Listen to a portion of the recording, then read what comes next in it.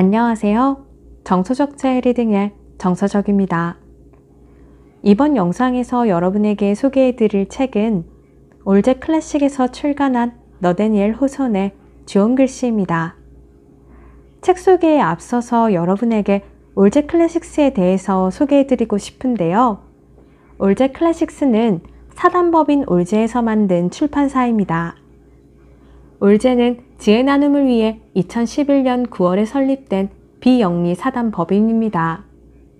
예술과 문화 속에 담긴 지식과 교양을 널리 소개하고 항류함으로써 격변하는 세상의 지향점을 찾고 올바르고 창의적인 교육의 기틀을 마련하는 것이 올제의 꿈입니다. 특히 올제는 인문고전이나 문화예술을 접할 기회가 많지 않은 소외계층과 저소득층 청소년들을 위해 다양한 지혜 나눔의 계기를 마련하고 있습니다. 올제 클래식스는 최고 수준의 인문고전 번역본을 부담 없는 가격에 보급하고 있습니다. 저도 이 올제 클래식스 책을 몇 권 가지고 있는데요. 오늘 여러분에게 소개해드릴 좋은 글씨 말고도 손자병법, 명심보감, 그리고 카라마조프의 형제들 책들이 있는데 정말 번역본이 너무 깔끔하고 잘 돼 있어요. 그리고 가격도 정말 합리적이거든요.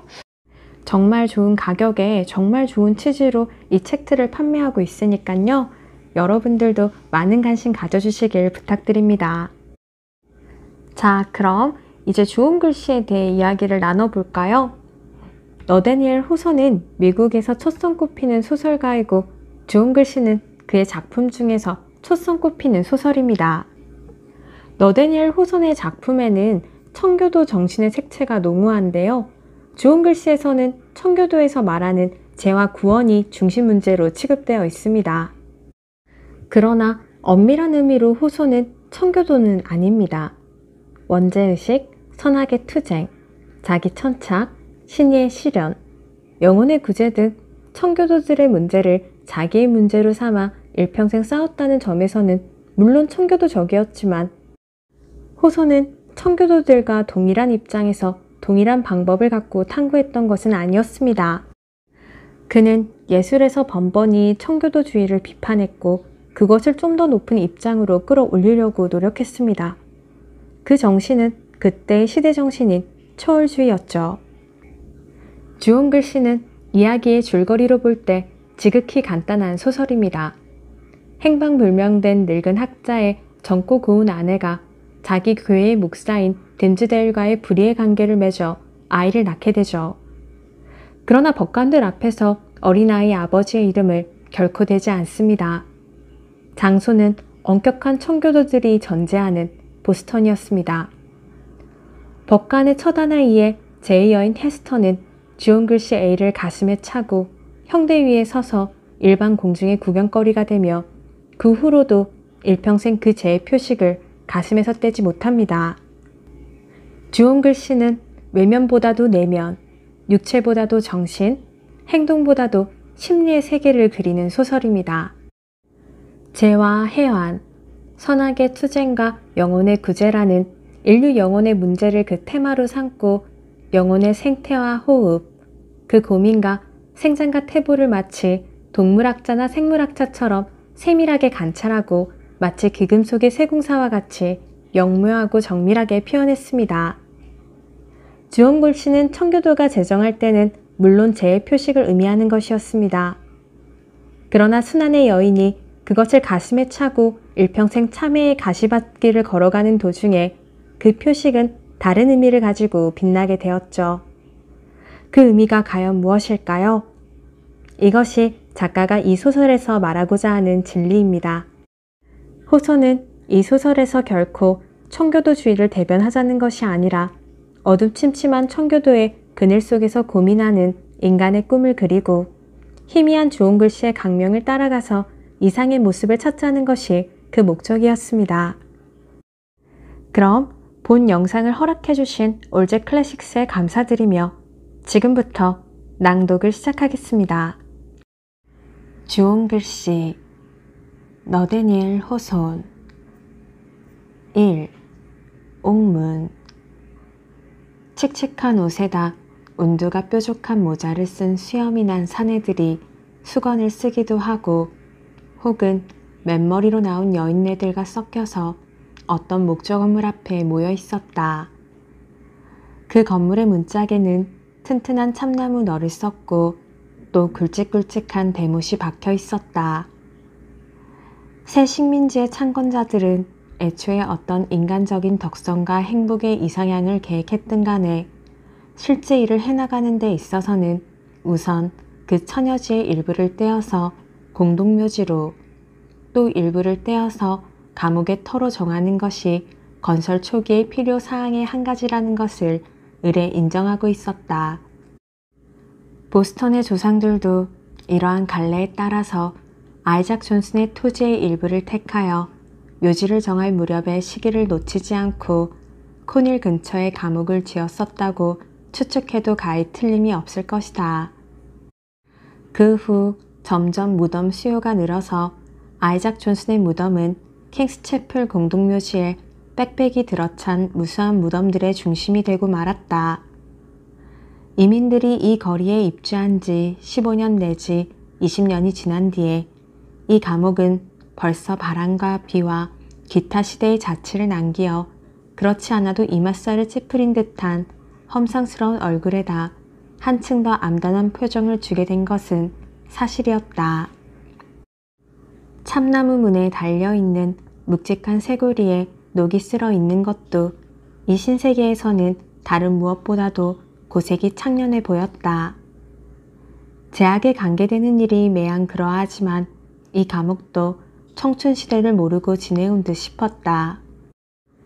이 추악한 건물 앞에 풀밭이 있었고 또 건물과 술에 다니는 길 사이에도 풀밭이 있는데 우엉, 비름, 나팔꽃, 기타 볼 것 없는 풀들이 꽉 덮여 있었다. 이 풀들은 벌써부터 감옥이라는 문명사회의 악화를 맺은 이 땅과 서로 통하는 무슨 성질을 분명히 가지고 있는 모양이었다. 그런데 문간 한편 옆에는 찔레꽃 덤불이 있어 그 뿌리는 바로 문턱 아래까지 뻗어 있었다. 그리고 덤불 위에는 6월 아침을 맞이하여 귀여운 구슬 같은 꽃송이들이 조랑조랑 달려 있었다.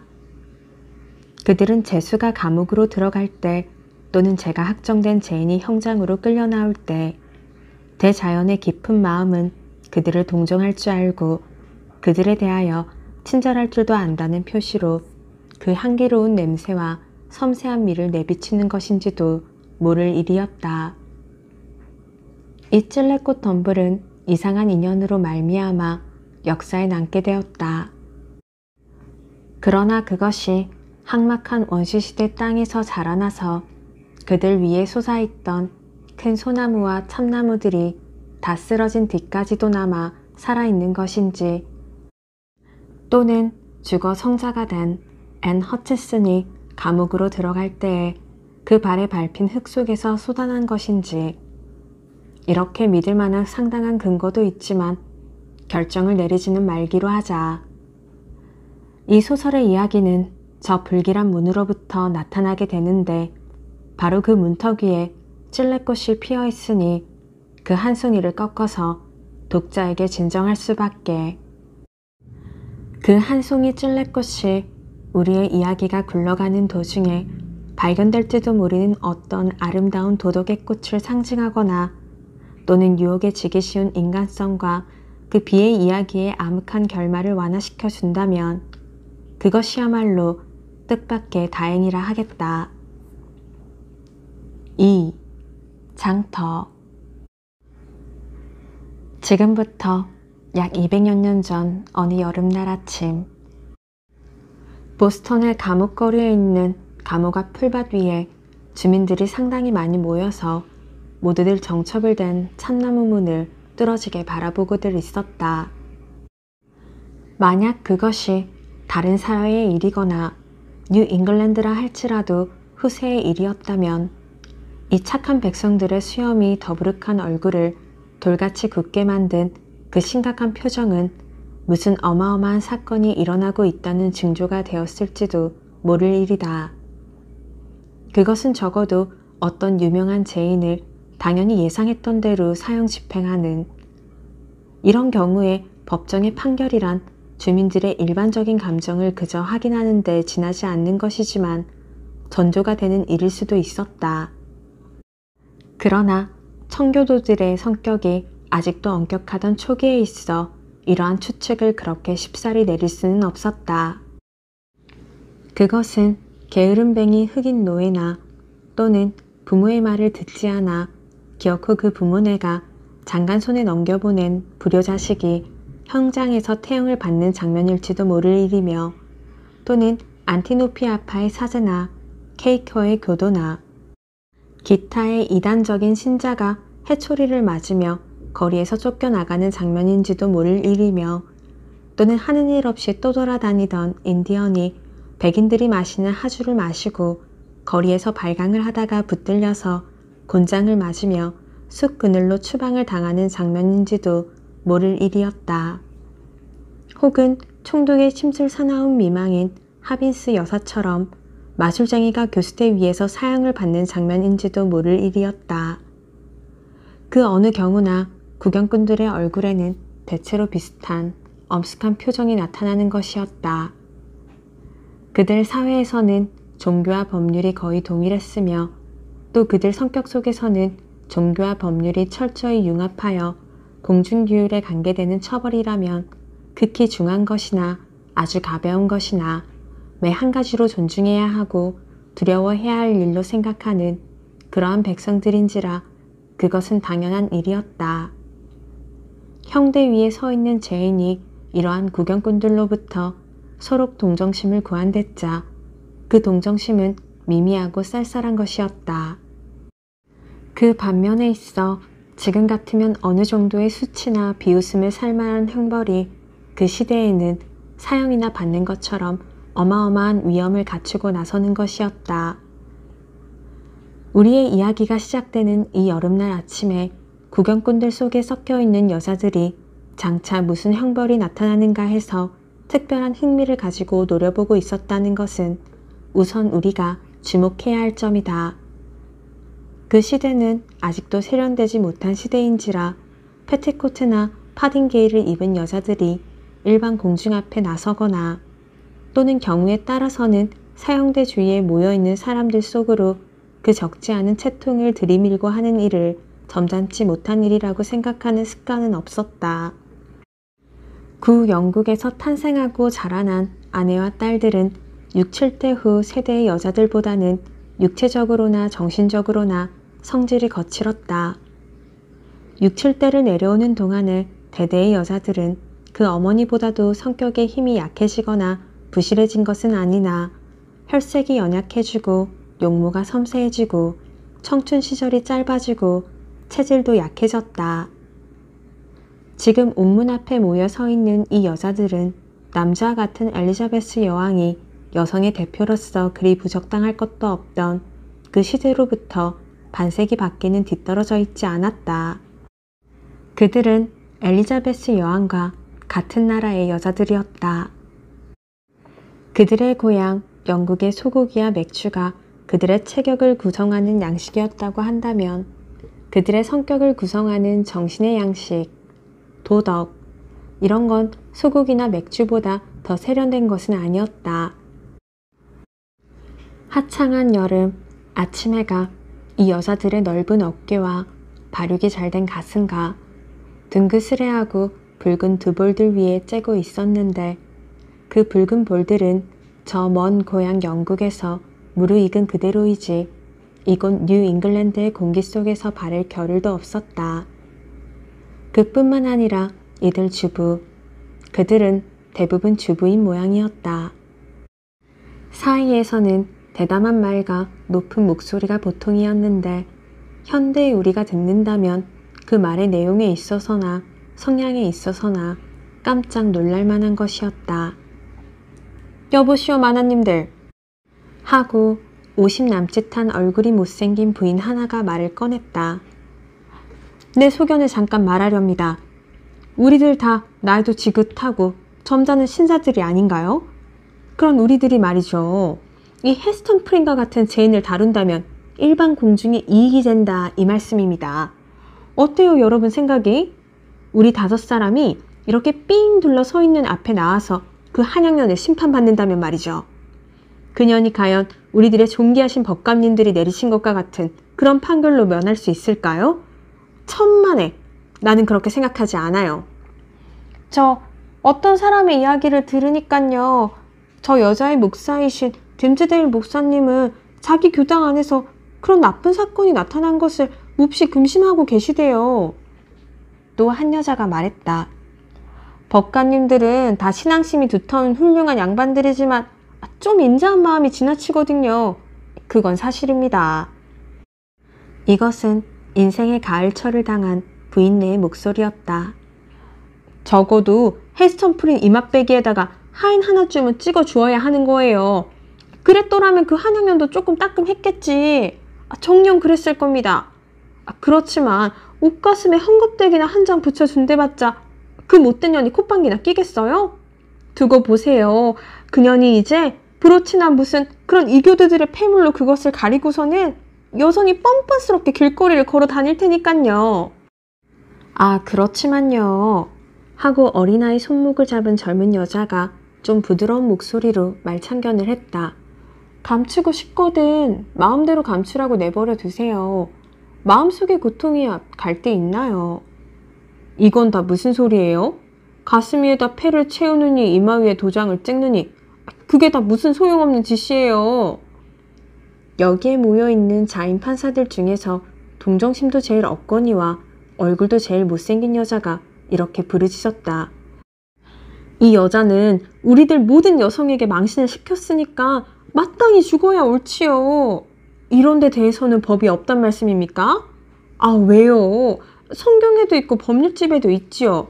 이런 훌륭한 법률을 무료로 만든 법관들은 자기네의 아내나 딸들이 탈선을 안 하면 다행인 줄 알아야 할 거요. 부인네들 마십시오. 하고 군중 속에서 남자 하나가 소리를 쳤다. 교수들을 무서워하는 마음에서 생겨나는 도덕심 밖에는 그래 부인네들은 아무 도덕심도 없단 말씀이십니까? 참 한심한 일이로군요. 어디 그런 말이 있습니까? 자, 여러분 조용히 하십시오.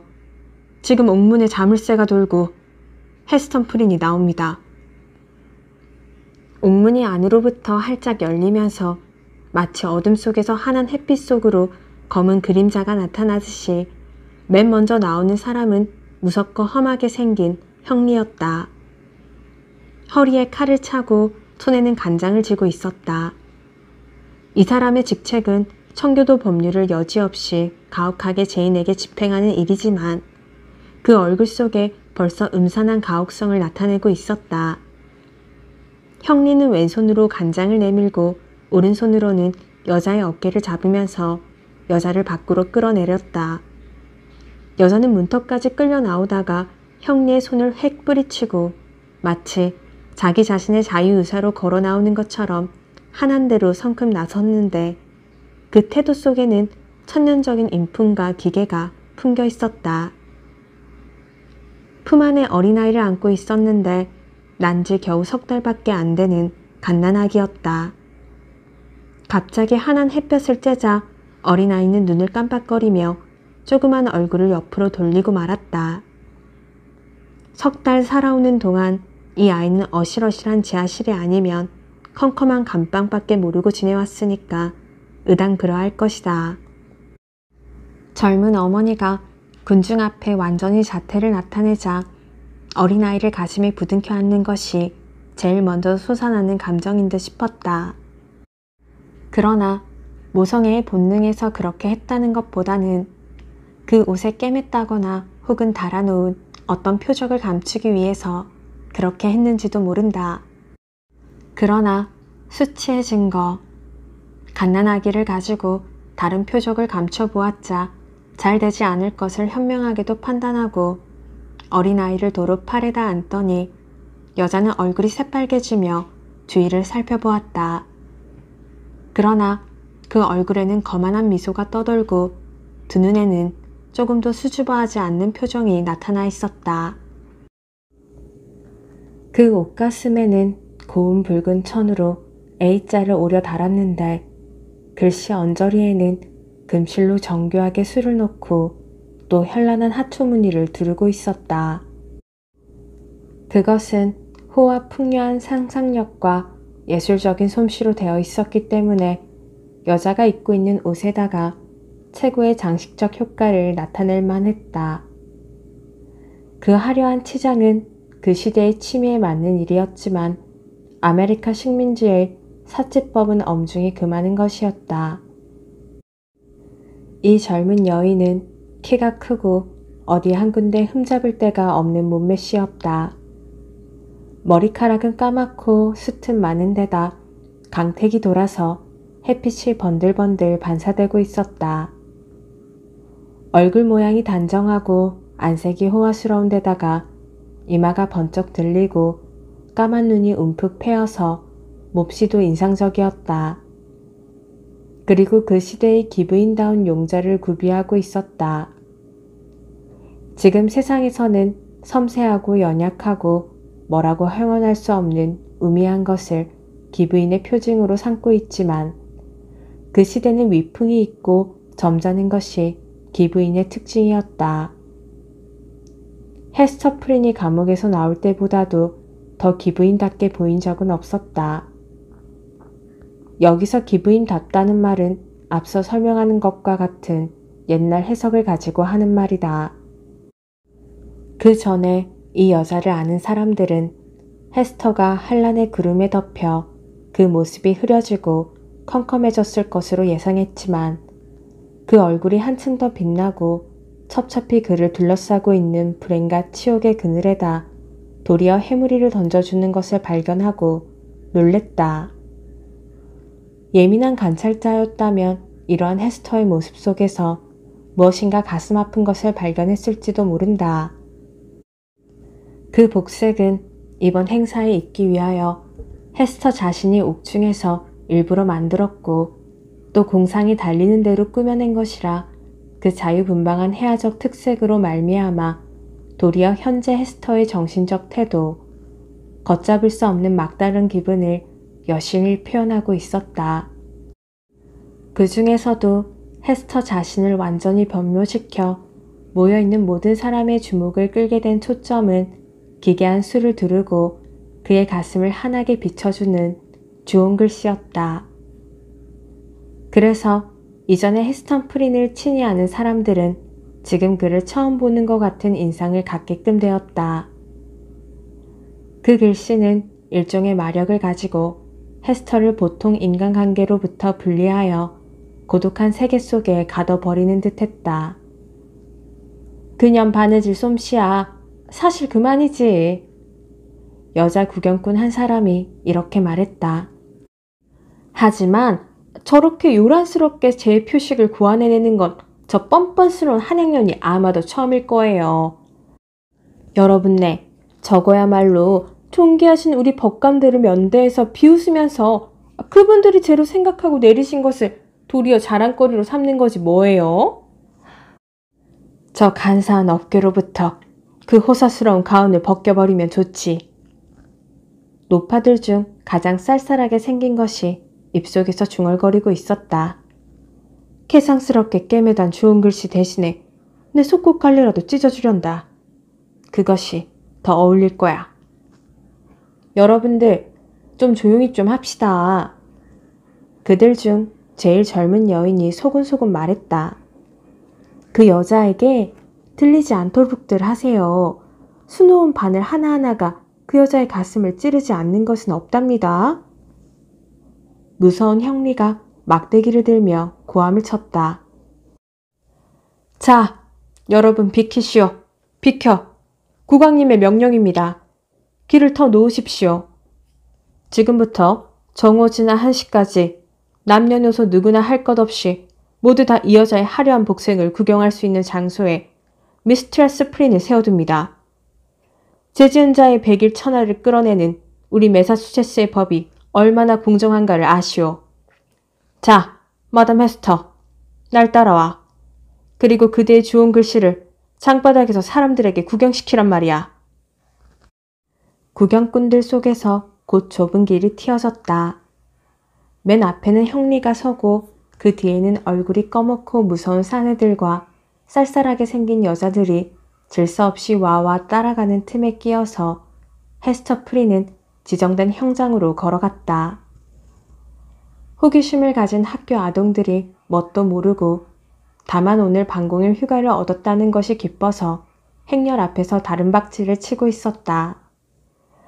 다른박질 하면서도 연애 머리를 돌려 프린의 얼굴을 쳐다보기도 하고 품에 안긴 눈을 깜빡거리는 갓난아기를 엿보기도 하고 또는 프린의 가슴에 달려있는 수치스러운 글씨를 들여다보기도 했다.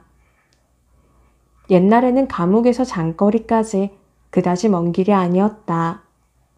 그렇지만 끌려가는 재수의 경험을 가지고 잰다면 그것은 상당히 먼 거리라고 칠 수도 있을 것이다.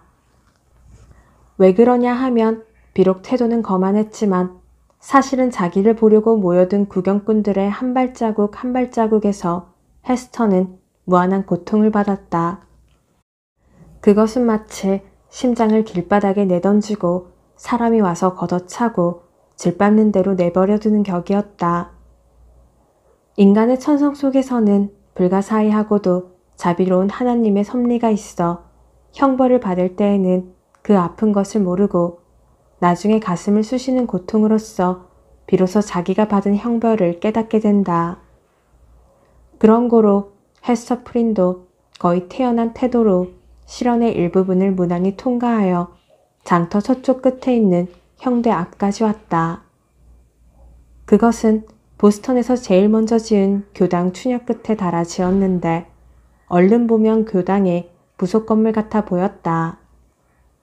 사실상 이 형대는 그 당시 형별 제도의 일부를 구성하는 것이었는데 2, 3대가 지난 현대에는 다만 역사적 유물로서만 남아있지만 옛날에는 마치 프랑스 혁명 당원들 사이에서 단두대가 생각되고 있었던 것 같이 선량한 시민 도덕을 향상시키는데 대단히 효과적인 형구라고 생각되고 있었다. 얼른 말하면 그것은 일종의 가세단이었다. 이 단위에 징벌 도구의 틀이 서 있는데 사람의 머리에 칼을 씌우고 일반 공중이 볼 수 있게 얼굴을 쳐들도록 만든 장치였다. 죄인에게 욕을 보인다는 사상이 나무와 무쇠로 만든 그 기구 속에 노골적으로 나타나 있었다.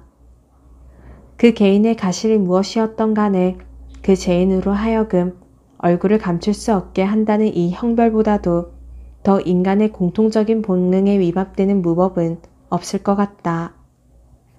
그러나 이 형벌의 요점은 결국 이것이다. 다른 죄인들의 경우에도 바위 없는 일은 아니지만 이번 헤스터 프린의 경우에도 판결문에는 헤스터 프린을 일정한 시간 가세단 위에 세워둔다고 기재되어 있을 뿐이지 목에다 칼을 씌우고 얼굴을 내리지 못하게 한다는 문구는 없었다. 그렇지만 걸핏하면 죄인에게 이런 욕을 보인다는 것이 이 흉악한 형구의 고약한 특징이다.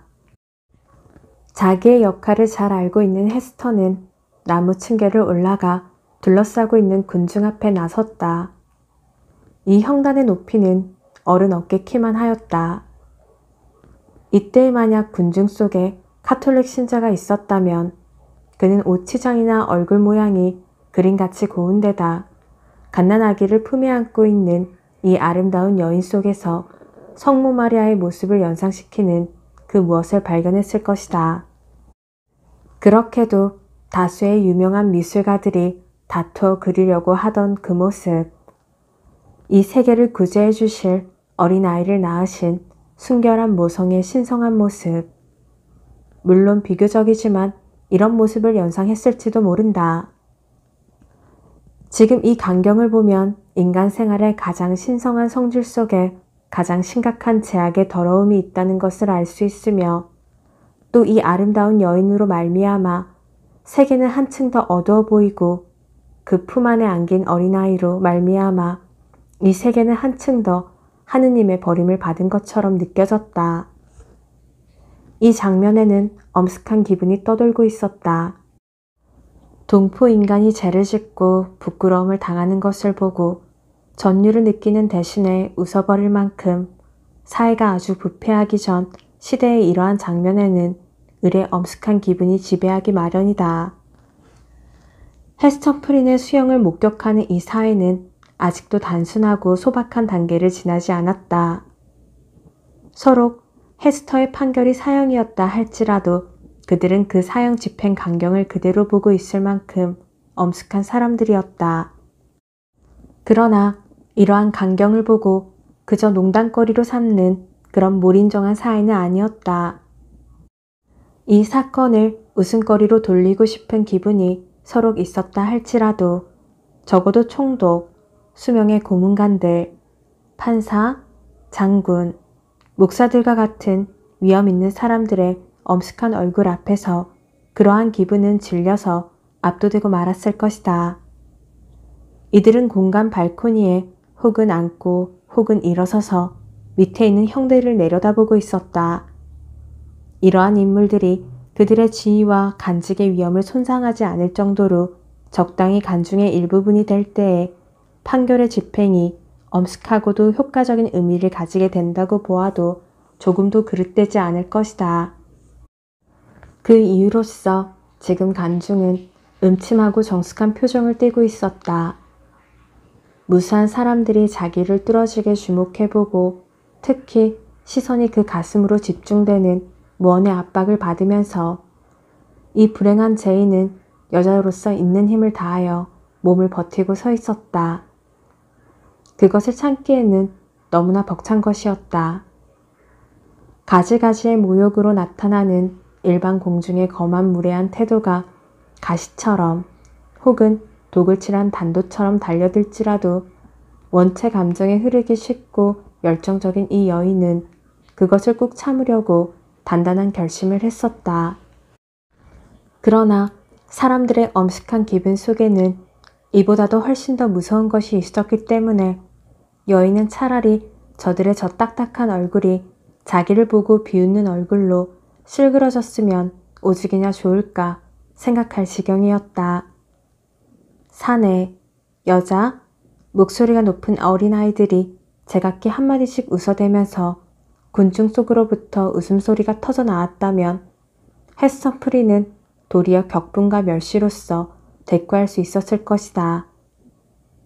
그러나 납덩이처럼 무거운 이 형벌을 받으려니 여인은 간간히 허파의 김을 모두 다하여 고함을 지르면서 형대에서 뛰어내리던가 그렇지 않으면 그 자리에서 발광을 할 것처럼 느껴졌다. 지금 자기가 맨 중심이 되어 있는 장면 전체가 벼랑간 눈앞에서 사라져서 아무것도 안 보이다가 다시 희미하게 나타나서 서투른 그림이나 허공에 나타나는 한 쌍의 떼처럼 껌뻑거렸다. 헤스터의 정신력과 기억력은 보통 사람보다도 강했기 때문에 서부 강야의 적경에 있는 이 조그만 도시의 거칠고 투박한 거리들의 풍경이나 운두가 뾰족한 모자, 넓은 책 밑으로 자기를 노려보고 있는 얼굴들과는 다른 딴 풍경들이나 얼굴들을 자꾸만 눈앞에 그려보고 있었다. 지극히 새말하고 대수롭지 않은 가지가지의 기억, 어렸을 적과 학교에 다니던 때의 생각, 운동하던 때와 아이들과 싸우던 장면, 처녀 시절 친정에서 지내오던 일들, 이 모든 것이 그 후에 나타난 중대한 사건들의 추억과 엉클어져서 머릿속에 구름대처럼 쏟아올랐다. 기억 하나하나가 똑같이 선명하여 마치 다 같은 중요성을 가지는 것 같기도 하고 혹은 전체가 한편의 연극 같기도 했다. 그것은 아마도 잔인한 형벌과 가혹한 현실에서 도망하기 위하여 그의 정신력이 본능적으로 이렇게 과거의 한 쌍들을 늘어놓았을 것이다. 이 형대는 헤스터가 행복하던 소녀 시절부터 걸어온 길을 지금 그에게 환하게 보여주는 일종의 망루였다. 이 처참한 망루 위에 서니 구 영국에 있는 고향 마을과 그 마을에 있는 친정집이 보인다. 거무스레한 돌로 지은 타락한 집. 비록 가난에 병든 것 모양이었으나마 현관 위에는 반쯤 지어진 가문이 남아있어 유서 깊은 가문이라는 것을 표시하고 있다. 아버지 얼굴이 보인다. 이마 위에 머리카락이 빠지고 점잖은 수염이 하얗게 새어 구식은 엘리자베스 시대의 주름깃 위에 나부낀다. 어머니의 얼굴도 보인다. 추억 속에서 어머니 얼굴을 볼 때마다 그 얼굴에는 언제나 사랑하는 마음으로 주의해보고 근심해 주시는 표정이 떠돌고 있으며 또 그러한 표정은 어머니가 이 세상을 떠난 뒤에도 자주 딸이 걸어가는 인생 행로에 자유로운 충고라는 방해물을 놓아주곤 하였다. 헤스터, 자신의 얼굴이 보인다. 한창 피어오르는 처녀의 꽃 같은 얼굴이 항상 들여다보는 컴컴한 거울 속을 환히 비춰준다. 또 하나의 얼굴이 보인다. 어지간히 나이 먹은 사내 얼굴.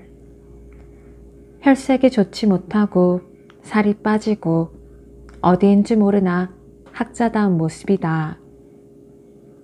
여러의 등불 밑에서 두툼한 책들을 정독하는 동안에 알력은 약해지고 눈껍질이 짓물렀다.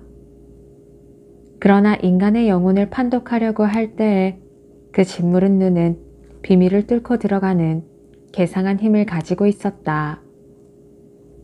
헤스터는 역시 여인인지라 이 서재승방의 인물을 해상할 때마다 을의 그 기형됨을 발각해낸다. 왼편 어깨가 오른편 어깨보다 약간 높다. 추억의 하랑 속에서 다음번에 나타나는 장면은 유럽 대륙 어떤 도시에 좁고 고불고불한 길거리들, 높고 컴컴한 집들, 굉장한 교회들, 공공건물들, 그 밖에도 오래된 기묘한 집들이다. 여기에서 새살림이 헤스터를 기다리고 있었다. 기영의 학자와 관계는 아직도 여전하고 새살림이라고는 하나 그것은 마치 쓰러져가는 담 위에 돋아난 푸른 이끼 모양으로 캐캐 묵은 양식을 먹고 사는 그러한 새살림이었다. 주마등처럼 지나가는 이 장면들 대신에 청교도 식민지에 시커멓고 거칠거칠한 장터가 나타난다. 거리 사람들이 모여들어 무서운 눈초리로 헤스터를 흘겨본다. 이렇게 눈살을 맞고 있는 사람은 헤스터. 갓난아기를 품 안에 안고 금실로 화려하게 수놓은 주홍 글씨를 옷가슴에 달고 형대 위에 서 있다. 그것은 참말일까? 헤스터는 벼랑간 어린아이를 껴안았다. 어린아이는 놀라서 으앙하고 울었다. 헤스터는 머리를 수그리고 주홍 글씨를 보았다. 심지어 만져보기까지 했다. 그러고는 어린아이와 그 수치스러운 표적이 다 현실이라는 것을 확인했다. 그렇다. 그것들은 다 현실이었다. 기타 모든 것은 그림자처럼 사라져버렸다.